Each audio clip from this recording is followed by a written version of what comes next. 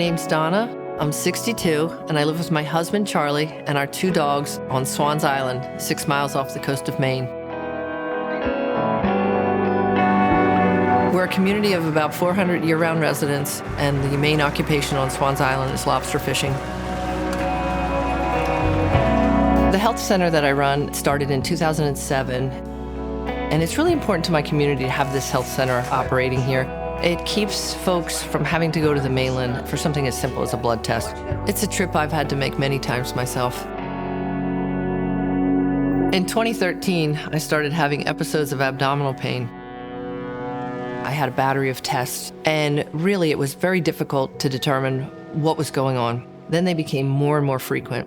And in the spring of 2016, I had a really severe one. So I said to Charlie, after 12 hours of this intense pain, I need to go to the emergency room. A CT scan revealed a bowel obstruction, the result of radiation treatment for cervical cancer 26 years ago, which damaged my intestines. So I had a surgery, and afterwards, the surgeon came in and told me that they had found 2 small nodules on the outside of my small intestine. My GYN oncologist confirmed it was advanced stage ovarian cancer, and the prognosis was 5 years. I thought I would be having surgery to remove my ovaries. That just was not in the cards for me.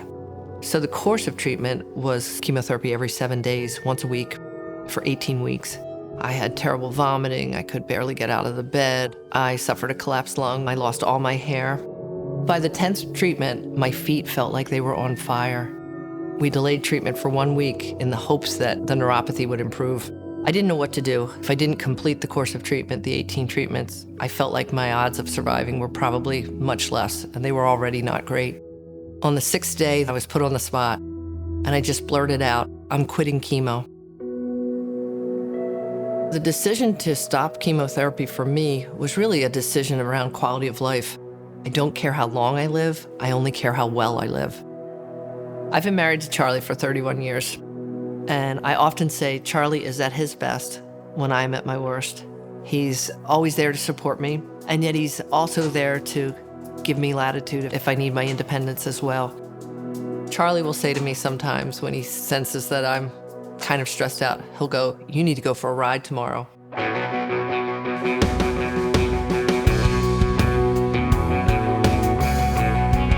When I'm riding my motorcycle, I feel a sense of freedom. I've forgotten that I'm a cancer patient. 1 in 8 women develop breast cancer. 1 in 78 women develop ovarian cancer. Women don't know about ovarian cancer. I work in healthcare. I didn't know about ovarian cancer.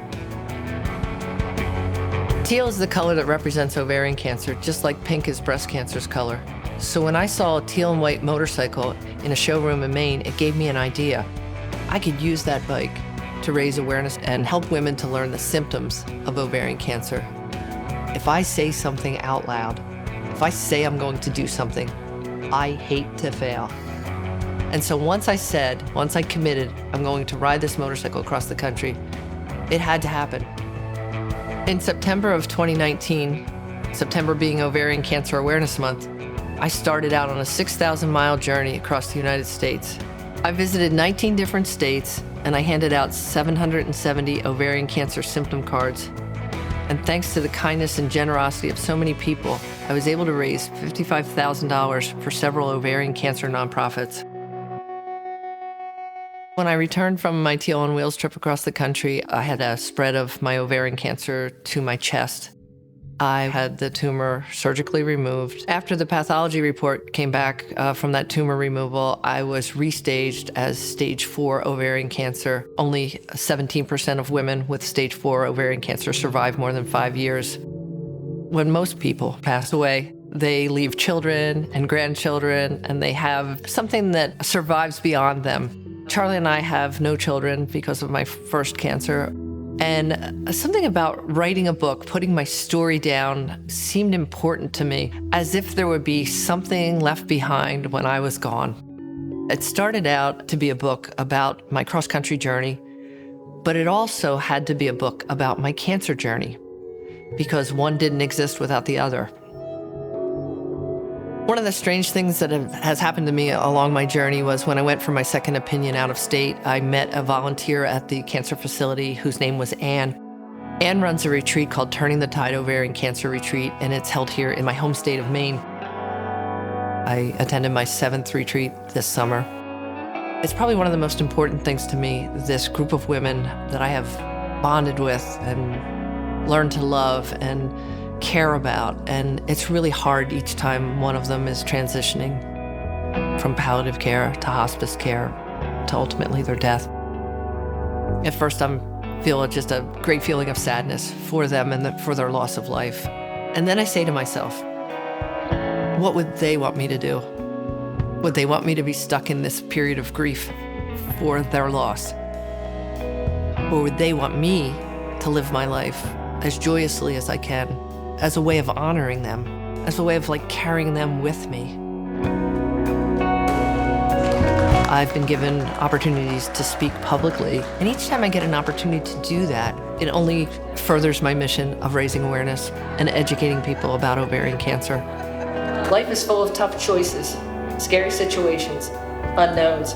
I think we need to work collectively to make teal as prominent as pink is, and to bring our cancer into the forefront so that money will come for research, for new drugs, better drugs, which hopefully will yield better outcomes and save a lot of lives. 7 months after I stopped all treatment, I had my first CAT scan, and it came back with no evidence of disease. I'm 6.5 years out from my original diagnosis at this point, and I don't know what the future holds. I kind of go with day-to-day living. Hey, I'm having a great day today, and hope for another great day tomorrow.